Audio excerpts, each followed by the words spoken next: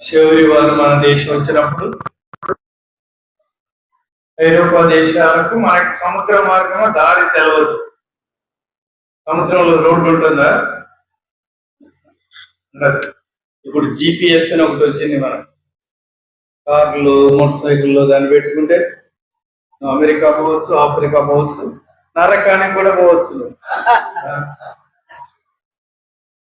ఒక ఆయన కొలంబస్ అనే ఆయన యూరోప్ నుంచి మన దేశం కనుక్కోవాలి. మన దేశం అప్పుడే చాలా ధనవంతమైన దేశం. సుగంధ ద్రవ్యాలు, పరిమళ ద్రవ్యాలు ఎన్నో ఉండేవి.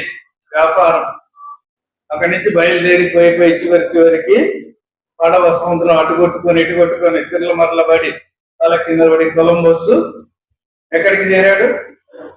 అమెరికాకి చేరాడు. మన తెలుగు భాష నేర్చుకోవాలని నేర్చుకున్నాడు.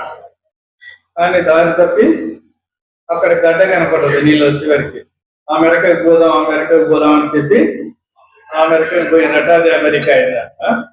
అట్లా అదేవిధంగా వాస్కో డ గామా మన దేశానికి అప్పుడే కనుక్కున్న తర్వాత మొదటిసారిగా వర్తకులు, వ్యాపారులు, ఆంగ్లేయులు అందరూ మన దేశం వచ్చే సమయంలో దేవుడి మిషనరీలను కూడా పంపాడు.